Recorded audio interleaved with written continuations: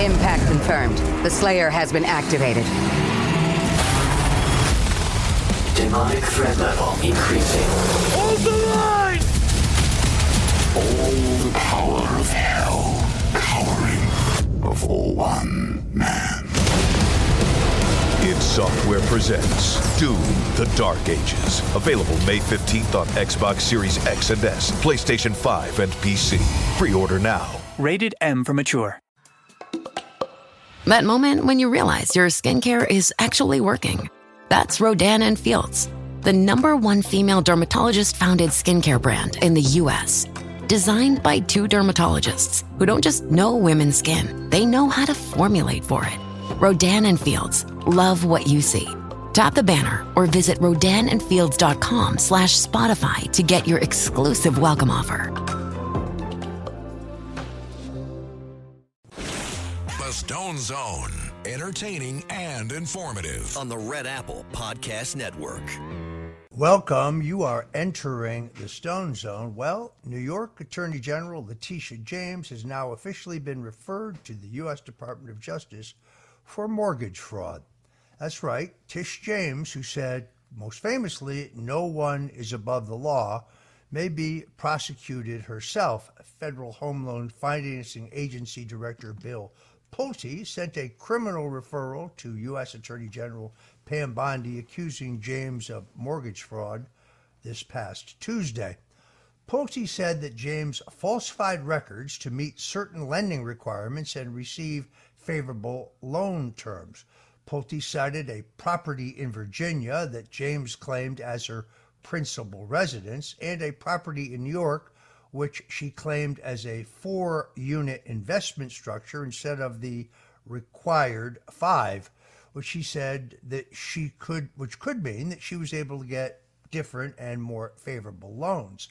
Now, there's a number of problems here. First of all, just weeks before President Donald Trump's so-called valuation trial, James signed a power of attorney in her application for a mortgage on a Virginia home, which she said would become her principal residence.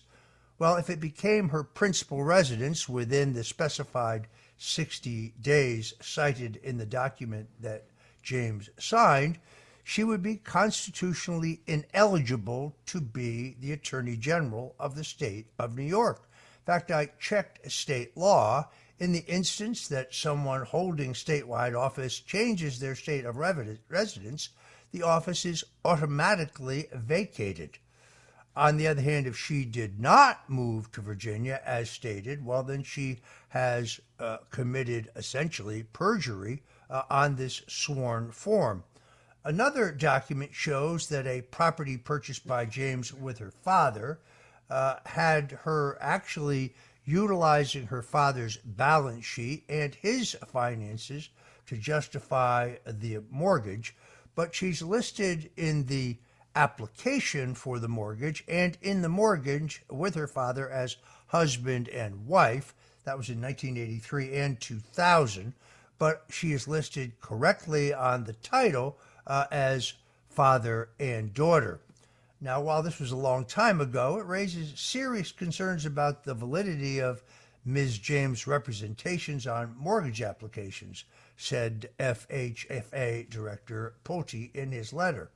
It's ironic that James is likely to go to jail in part for falsifying business records, the very crime that she falsely accused President Donald Trump of committing. It's also interesting, 2 other areas. I believe that Attorney General Letitia James has covered up the sexual assault of 3 different women by her chief of staff. There is one existing lawsuit in that regard. It was filed in 2022. Very recently, an appeals court very quietly let the suit go forward, despite a motion for dismissal by Letitia James, but dropped James from the suit. I think that was, as they say, wrongly decided. I believe it will be appealed. There are at least 2 other women that I have interviewed who claim likewise that they also were sexually assaulted by the Attorney General's chief of staff. They have not yet filed lawsuits. I believe both of them to be credible. Then on top of that, you have the burgeoning scandal of the fundraising by Letitia James. Letitia James, as a candidate for Attorney General, managed to raise millions of dollars using a Democrat payment processing company called ActBlue.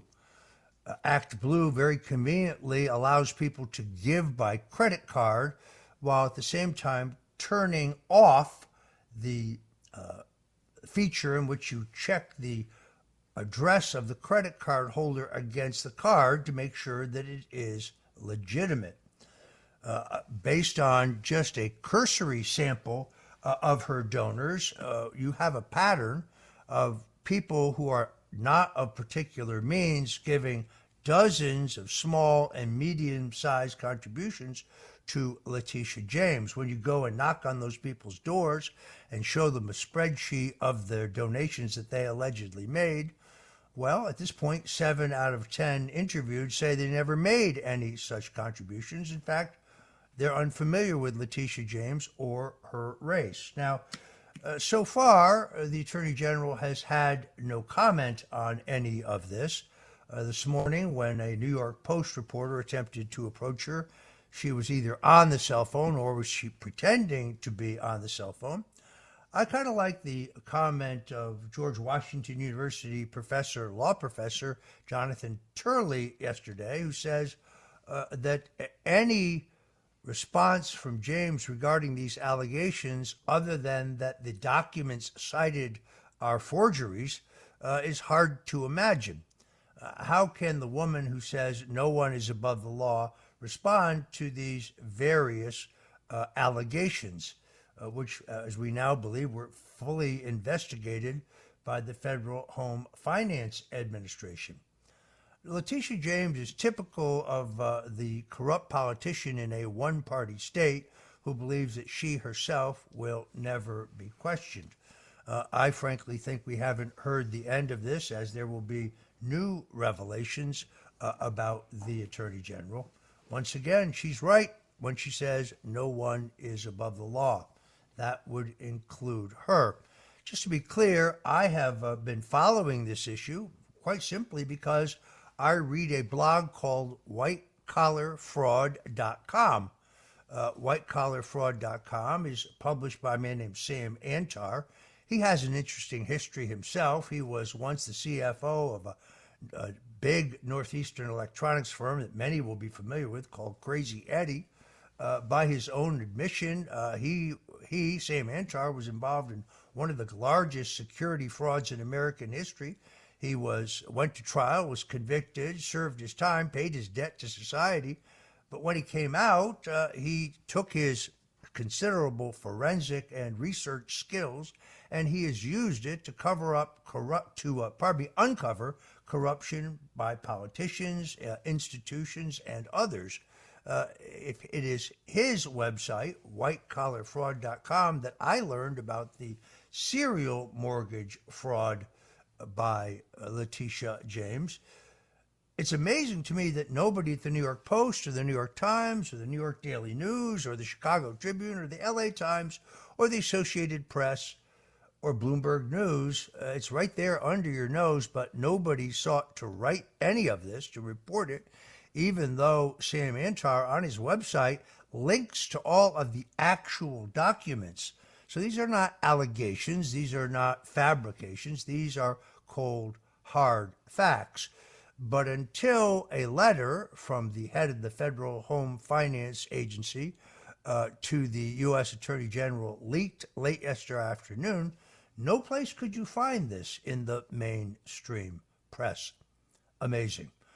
We've been reporting it here in the Stone Zone for several weeks, and we will continue reporting on it as this story develops. In the meantime, there is a burgeoning scandal way south of New York in the state of Florida, where the Tampa Bay Times, the Miami Herald, and Politico have revealed that the administration of Governor Ron DeSantis orchestrated a $10 million, shall we say, payment last year to a charity founded by the governor's wife actually taking that money away from Medicaid, funds that were meant to pay for health care for the poor, the elderly, and those who are disabled, were diverted to a dark money fund controlled by Governor Ron DeSantis and his wife. We're going to come back and talk about that, and we're going to interview the chairman of the House committee in Florida who is investigating that breaking scandal. So if you're interested in politics and you want the stone cold truth, you're in the right place. This is the Stone Zone on the Red Apple Audio Networks. To get all the breaking news and all the dirty details of both of these epic scandals, don't touch that dial. The Stone Zone on the Red Apple Podcast Network. This podcast is supported by Progressive, a leader in RV insurance. RVs are for sharing adventures with family, friends, and even your pets. So if you bring your cats and dogs along for the ride, you'll want Progressive RV Insurance. They protect your cats and dogs like family by offering up to $1,000 in optional coverage for vet bills in case of an RV accident, making it a great companion for the responsible pet owner who loves to travel. See Progressive's other benefits and more when you quote RV Insurance at Progressive.com today. Progressive Casualty Insurance Company and Affiliates. Pet injury is an additional coverage and subject to policy terms. Parents of twins, if you're familiar with far-off drop-offs... Dad, stop, right here. Or get DMs about what's for dinner, you may be experiencing tween milestones. For your son or daughter, these can start at age 9. HPV vaccination, a type of cancer prevention against certain HPV-related cancers, can start then too. For most, HPV clears on its own. But for those who don't clear the virus, it can cause certain cancers later in life. Embrace this phase. Help protect them in the next. Ask their doctor today about HPV vaccination. Brought to you by Merck. This episode is brought to you by Temptations Cat Treats. Your cat will come running for the perfectly irresistible Temptations Creamy Puree and Temptations Lickable Spoon Cat Treats. The best time to feed lickable cat treats to your cat is anytime. Feed by hand for a playful moment, in a bowl for a creamy treat, or as a topper to make mealtime fun. Visit TemptationsTreats.com to learn more. Are you a forward thinker? Then you need an HR and finance platform that thinks like you do. Workday is the AI platform that helps propel your organization, your workforce, and your industry into the future. Workday, moving business forever forward. The Stone Zone, entertaining and informative. On the Red Apple Podcast Network. And you're back in the Stone Zone. Now we're looking in the Sunshine State for a burgeoning scandal that threatens not only the governorship of Governor Ron DeSantis, but the putative candidacy of his wife, Casey DeSantis, who the governor has made very clear in recent days intends to run for governor of the Sunshine State herself. In a nutshell, the DeSantis administration pressured a major state contractor to make a $10 million donation to the Hope Florida Foundation. This is an extremely controversial charity that is spearheaded by First Lady Casey DeSantis. It was part of a settlement negotiated with the Centene Corporation after the state's largest Medicaid contractor overbilled the state by at least $67 billion. Days later, Hope Florida transferred that $10 million to a pair of dark money nonprofits. The state-backed charity gave $5 million each to Save Our Society from Drugs, an anti-marijuana group founded by a Republican megadonor, and Secure Florida's Future, a political vehicle controlled by executives at the Florida Chamber of Commerce, the big business lobbying group. And then days after that, Save Our Society from Drugs and Secure Florida's Future gave a combined $8.5 million to Keep Florida Clean, a political committee chaired by Ron DeSantis' then chief of staff, who now most inconveniently, he most recently appointed Attorney General of the state of Florida. This was a fund created to oppose Amendment 3, the amendment on last year's ballot that would have allowed Floridians to use marijuana recreationally rather than solely for medicinal reasons. That amendment was defeated. So this was a daisy chain that may have transferred $10 million of public money meant to pay for health insurance for the poor, the elderly, and people who are disabled, into funding of an anti-marijuana political campaign. Governor DeSantis, of course, has repeatedly insisted that he did nothing wrong, while at the same time lashing out with an increasingly vitriolic rhetoric at everyone from the Republican Speaker of the State House to the newspaper reporters digging into this story. Listen to Governor DeSantis. These smears against Hope Florida, anybody who's making those smears is not serving you well. That is not something that makes sense when very few examples of government actually succeeding in helping to lift people up.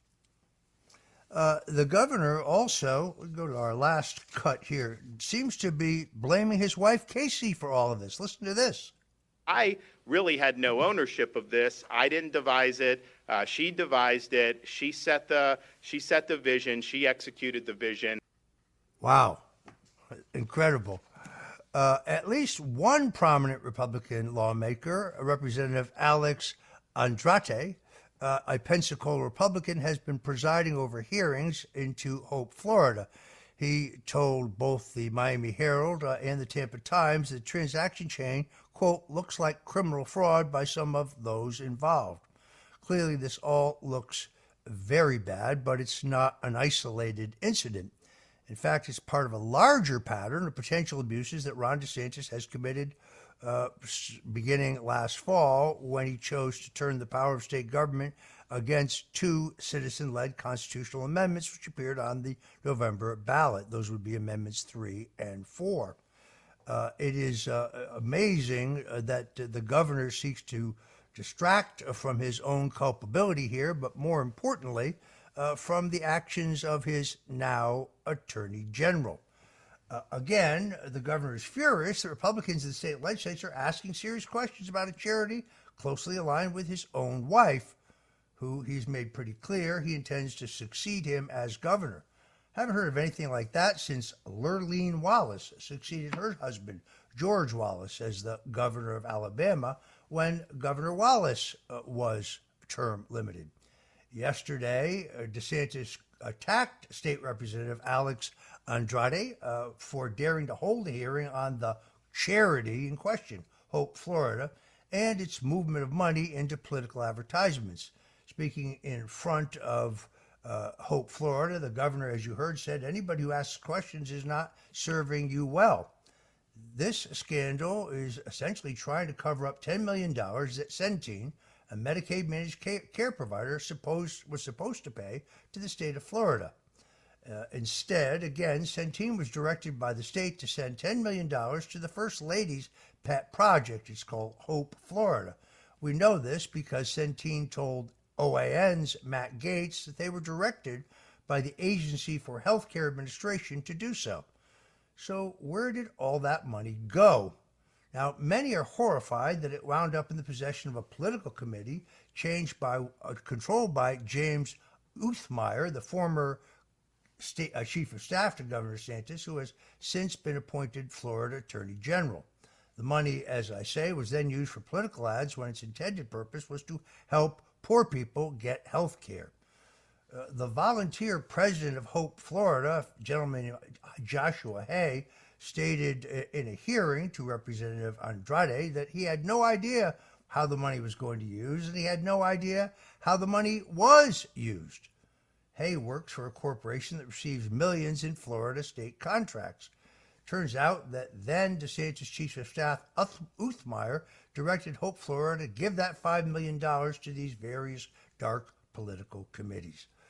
Joining us next is the chairman of the Health Care Budget Subcommittee that is investigating this scandal. We'll be joined by Alex Andrade, and we'll get the answers directly from him. So if you're looking for the inside skinny on this burgeoning scandal right here in the Sunshine State, and whether it threatens the political future of not just First Lady Casey DeSantis, but also Governor Ron DeSantis, who still sees himself, strangely enough, as a 2028 presidential candidate, despite the fact that he did not willingly campaign for President Donald Trump. And you want to hear more, well, whatever you do, don't touch that dial. You'll be right back in the Stone Zone, and we will bring you the Stone Cold Truth. The Stone Zone on the Red Apple Podcast Network. You need a vacation, so why not come play in LA? Fill your days with fun and let Los Angeles dazzle you with iconic landmarks, epic scenery, and stunning coastlines. And when the sun goes down, it's the perfect place to enjoy world-class dining and nightlife. Let play lead the way and soak up all this city has to offer. Start planning your LA getaway now at visitcalifornia.com. Ladies, you'll end up shopping for your guy's deodorant, right? So try Degree's Original Cool Rush. You see, last year, Degree changed the formula, and men were mad. One guy even started a petition. So Degree admitted they messed up and brought the Original Cool Rush scent back. It's clean, crisp, and actually smells like someone you want to cuddle. And it's in Walmart, Target, and other stores now for under $4. So toss one in your cart and find out why it's the best-selling men's antiperspirant for the last decade. Degree Cool Rush is back, and it smells like victory. We off? 30 seconds of carefree bliss. Oof, like wind in your hair carefree. Oh, like using Clorox Disinfecting All-Purpose Cleaner in the home carefree. Yes! Like Doc slobbing on the coffee table and cleaning it with Clorox Carefree. He's on a roll now. Spit toothpaste on the faucet. You got it. You got it. Peanut butter on the light switch. Oh, spritz, spritz. Spritz, spritz. Clorox, man. Clean feels good. Okay, we're back. Use as directed. Morning decisions. A creamy mocha frappuccino drink? A sweet vanilla? Maybe a smooth caramel? Or that white chocolate mocha? Whichever you choose, delicious coffee awaits. Start your day with bottled Starbucks Frappuccino drinks. Pick up a bottle near you wherever you buy your groceries. The Stone Zone. Entertaining and informative. On the Red Apple Podcast Network. And we're back in the Stone Zone. Joining us now is the chairman of the House Healthcare Budget Subcommittee in Florida, State Representative Alex Andrade. Is served in the legislature for 7 years. He is an accomplished and respected attorney in his hometown of Pensacola. He passed the bill to ban forced vaccinations in Florida. He passed the bill banning DEI in higher education in Florida. He also passed the bill removing all of Disney's carve-outs and sweetheart deals. Alex, welcome to the Stone Zone. Good afternoon. Thanks for having me, Roger. I watched you yesterday on Matt Gaetz' show on OAN. I thought it was an excellent presentation. I learned a lot more about this burgeoning scandal. I found it interesting that while you were conducting a very effective public hearing that I think informed the public about what's going on here, the governor was in your home district attacking you and insisting that there's nothing to see here. Your reaction? Well, you know, I'm always glad when the governor visits my hometown. I'm proud to represent it in the Florida House. Unfortunately, it wasn't Governor DeSantis' best press conference. He came off a little manic. He came off very emotional.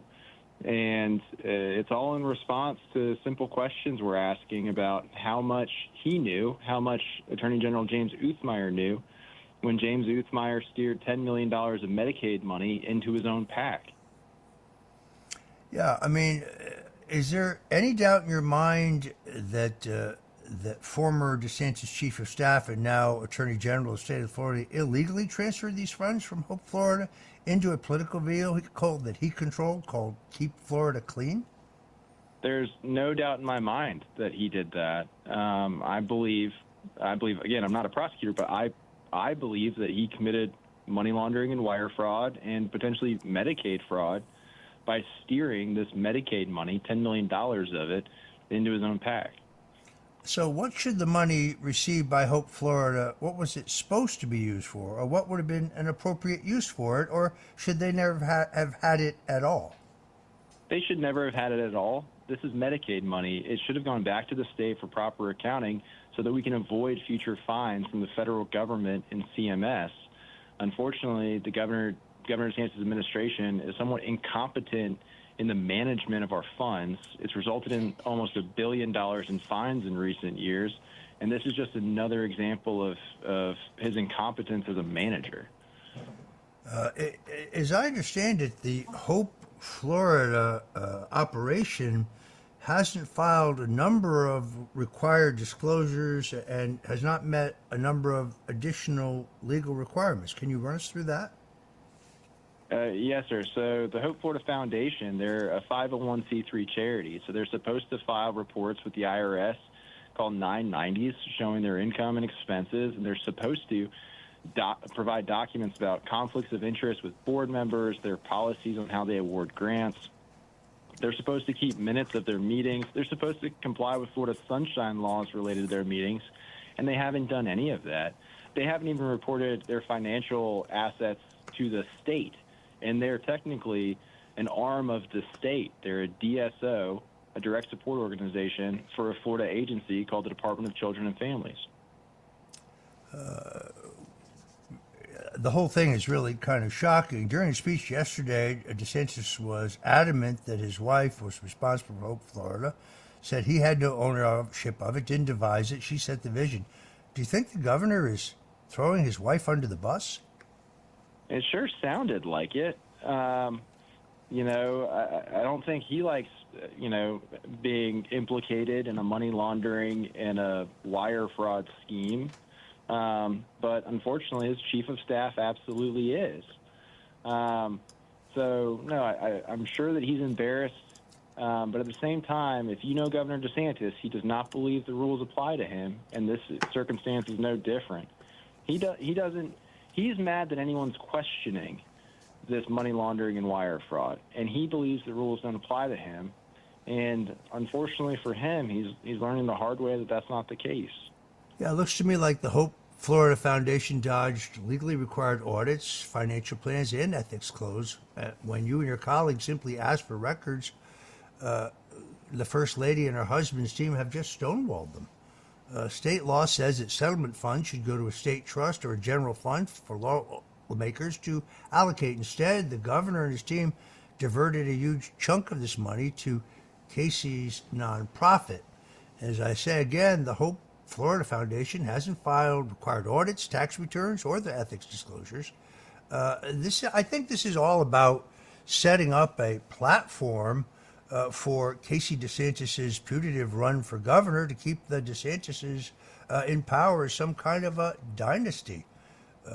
I really think it's interesting that while Governor and Mrs. DeSantis were flying to Washington to meet President Trump to try to persuade him to be neutral in the upcoming contest for governor, President Donald Trump issued a warm and strong endorsement of Naples area Congressman Byron Donalds.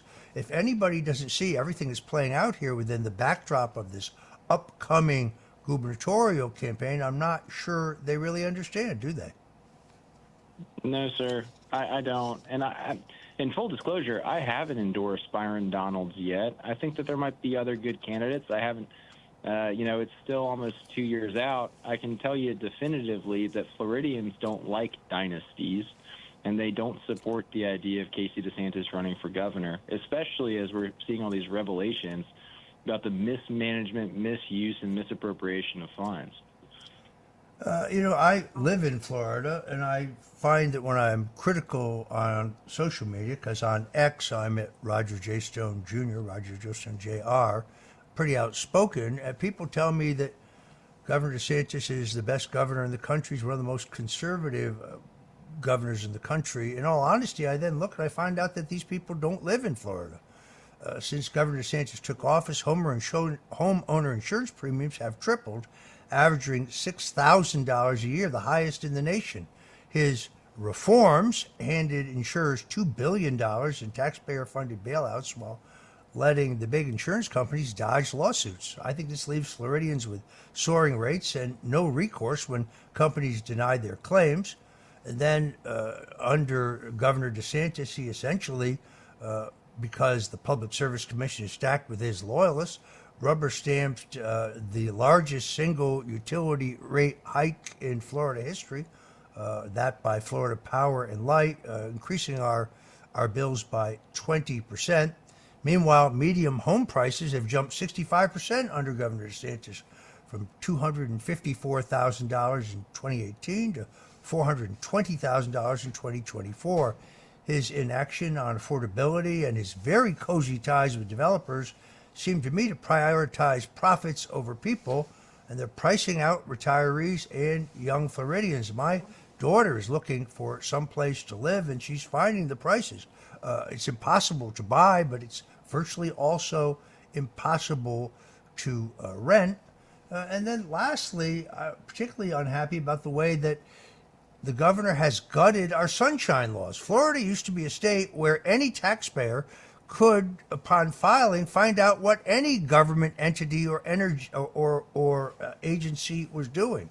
Today, it is most opaque. They won't even tell us not where the governor's airplane is going to go, but they won't even tell us where it has been, saying that that's a security issue. I kind of doubt that. I'm not sure that those who don't live in Florida can fully understand what's going on here. No, I agree. And again, the whole refusal to comply with the public records laws or the sunshine laws here in Florida is just another instance of Governor DeSantis thinking that the rules don't apply to him and that he gets some kind of special privilege not to follow the same rules regular Floridians have to follow. He bragged about Florida's freedom from COVID, but then he quietly signed a law which shielded Big Pharma from vaccination lawsuits. So all of his tough talk, in my view, hit a sellout to corporate interests, betraying the folks who trusted him to fight the system. Additionally, I'd say that he signed off on $1.5 billion in new taxes and fees since 2019, including higher vehicle registrations and online sales taxes, hitting small businesses and families. He calls it no new taxes, but Floridians feel a pinch while he takes credit for cuts. His administration also pushed $1.3 billion, the purchase of 1.4 million of conservation acres through the Florida Forever program, but key parcels went to developers who had close ties to the governor or were his donors. It's a bait and switch that I think has betrayed taxpayers and paves over Florida's future. I know that you're not a prosecutor, but you are a respected attorney. With the current Attorney General of Florida, James Uthmeier, being a chief suspect in this case, do you think the U.S. federal attorney should prosecute Uthmeier or the governor and his wife? I absolutely believe the U.S. Attorney for the Northern District of Florida should be investigating this as wire fraud and money laundering. I don't know if they will. That's a question that they have to answer. But from my perspective, based on the information that's public, the information that I'm aware of, I believe that there's no excuse if the U.S. Attorney for the Northern District does not investigate this as Medicaid fraud, wire fraud, and money laundering. I guess time will tell. What are the future in terms, do you expect to have additional hearings? I mean, where does this go next? Yes, sir. No, I plan to have another hearing on Monday where the two dark money groups that funneled this $10 million to James Uthmeier's PAC have been invited to come and explain themselves. And I've also invited Governor DeSantis' personal attorney, Jeff Aaron, to come and explain himself and his role in this wire fraud and money laundering scheme. Do you think that you have the authority to bring both the governor and his wife and the attorney general in front of your committee? You might have the technical ability. I'm not sure if we'll do that. That would be, again, I'm a subcommittee chairman of a budget committee here in Florida. I don't know necessarily if that's the right venue. At some point, it's gotta escalate beyond a subcommittee. And I think if it does escalate beyond a subcommittee, then yes, those individuals should be invited to come explain themselves. I think it would be only appropriate. It would make for some very epic television. It is amazing yesterday the way that the governor tried to push this again off on his wife. Do you now just get into politics, just straight politics, because that's what we do here in the Stone Zone? Do you think at the end of the day that Casey DeSantis will in fact run for governor? I don't know. That's up to her to decide. I don't believe that she'll be able to run on a platform bragging about Hope Florida, given all the revelations we've discovered in the past few weeks. That is certainly true. I am of the opinion that that those who believe that Florida is now a reliably red state may be mistaken. It is certainly true that Governor DeSantis carried it by almost 20 points in his last reelection, but I also think that the hurricane was a major factor in that it allowed him to dominate all free media for the closing weeks of that campaign. His opponent, former Governor Charlie Crist, you may remember him, He was a Republican, then an independent, then a Democrat. Reminds me of that old joke. A Republican, a Democrat, and an independent walked into a bar, and the bartender said, "Hi, Charlie." Anyway, he was counting very heavily on free media coverage since he couldn't raise nearly as much as the DeSantis juggernaut, and he got no coverage.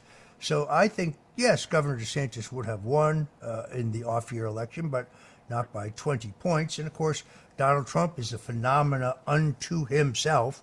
Nobody else could do what he has done. And he scored very heavily in the Sunshine State, seemingly different than any other Republican. Spent not, for example, a penny on Spanish language radio, which I think has been utilized very, very effectively by Republican candidates here in the Sunshine State. But the Trump campaign did not spend money on that, yet he won very solidly. In fact, Democrat State Chairwoman Nikki Fried is going to be in the Stone Zone tomorrow to talk about this issue, the Hope issue, and others. She and others of my friends in the other party still believe that this is a purple state, that it can go either way. You have any thoughts on that? Well, I would push back a little bit. Governor DeSantis was very popular coming out of COVID just because as a state, as a large state, we were better than most other large states. I don't think Governor DeSantis was perfect on COVID. I recall having to push him, beg and plead for him to open up certain things like vacation rentals back in my home area in the Panhandle. So there's been some whitewashing, some astroturfing of his record on COVID. He certainly wasn't perfect, but he enjoyed a lot of popularity from that. The problem for him at this point is you can only get so much bandwidth out of one instance from 4 or 5 years ago, and he's been beating that dead horse for years and disregarding kind of a record of failure as a manager of the state. I mean, as the governor, he's the chief executive officer. He's supposed to be managing the executive branch of the state, and he's just terrible at it. All right, we're going to have to leave it there. I want to thank my guest, State Representative Alex Andrade of the 2nd District of Florida. Thank you very much for joining us today in the Stone Zone. God bless you, my friend, and keep up the good work. Thank you, sir. The Stone Zone on the Red Apple Podcast Network. This episode is brought to you by Netflix. 3 couples, 4 vacations, a lot to unpack. Watch The 4 Seasons, a new series starring comedy favorites Tina Fey, Steve Carell, Will Forte, Coleman Domingo, and more in a hilarious and heartfelt love letter to long-term relationships. Based on the original Alan Alda film. Watch The 4 Seasons, streaming now only on Netflix.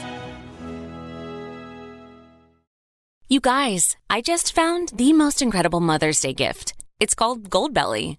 Goldbelly is this amazing site where you can get the most iconic foods from restaurants all across the U.S., shipped anywhere in the country for free in time for Mother's Day. We're talking cakes from Ina Garten and Martha Stewart, Magnolia Bakery's famous banana pudding, and New York bagel brunches. Make Mother's Day perfect with Goldbelly.com and get 20% off your first order with promo code MOM. That's Goldbelly.com, promo code MOM. Halliday presents, in the red corner, the undisputed, undefeated Weed Whacker Guy.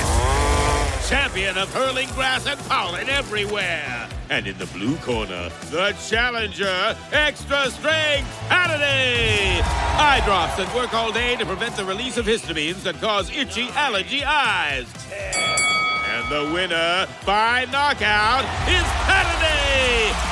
Halliday, bring it on. This episode is brought to you by Principles. Are there limits to the U.S. government's debt growth? What will happen if the debts are not curtailed? What should policymakers or investors do? Those are urgent questions that legendary investor and New York Times bestselling author Ray Dalio addresses in his new book, How Countries Go Broke: The Big Cycle. The book comes out in June and is available for pre-order today, wherever books are sold. The Stone Zone, entertaining and informative. On the Red Apple Podcast Network. And you're back in the Stone Zone. President Donald Trump yesterday signed an order aimed at stopping illegal immigrants from obtaining benefits under the Social Security Act and expanding fraud investigations. This move bolsters Elon Musk's Doge-related efforts to eliminate Social Security fraud. ICE is now also using Social Security records to aid the president's push to deport illegal immigrants.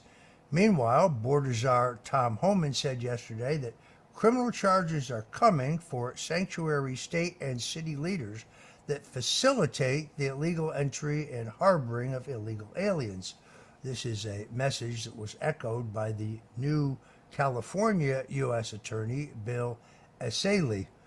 Trump has also signed an order authorizing the military to take control of public lands along our southern border in an area known as the Roosevelt Reservation, named for President Teddy Roosevelt.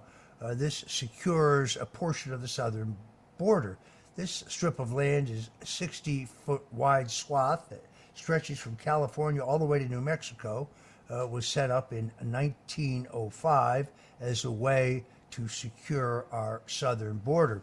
Meanwhile, I had hoped we would never have to hear from again, but Sleepy Joe was back in the news. Former President Joe Biden blundering his way through a speech again yesterday, referring to black kids as colored kids Tuesday during his first public speech since leaving office. Biden was aimlessly telling a story about his childhood move from Scranton, Pennsylvania to Wilmington, Delaware, in which he noted that before his family relocated, he'd never hardly seen any black people. I was only going in the 4th grade, he said, and I remember seeing kids go by. At the time, we called them colored kids on a bus go by, and they never turned right to go to Claymont High School. Biden refused to refer to President Trump by name during his roughly 30-minute speech. When he wrapped up his remarks, a wide-eyed Biden stood at the podium and looked at both ends of the stage before identifying the stairs and pointing at them, and then somebody gave him the signal, and he finally made his exit. And notably, in his speech, the former president noted the enormous damage Donald Trump has done to the country in less than 100 days. The damage he's done. In truth, Donald Trump is embarking on a new golden age for America, an unprecedented age of peace, prosperity, security, justice, and law and order. All we have to do, folks, is stay the course. Don't be a panicking.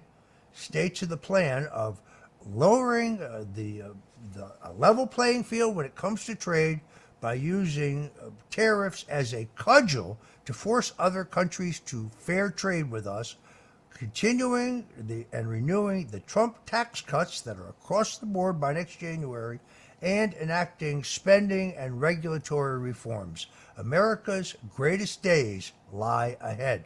Thanks for joining us today in the Stone Zone. Until we meet again, God bless you and Godspeed. Thanks for listening to The Stone Zone with Roger Stone. You can hear The Stone Zone with Roger Stone weeknights at 8 on 77 WABC. If you like the podcast, share it with your friends and listen anytime at WABCRadio.com and download the WABC Radio app. Hit that subscribe button on all major podcast platforms. Plus, follow WABC on social on Instagram, TikTok, Facebook, and X. See you next time for a new episode, so you never have to wonder. What the heck is going on here?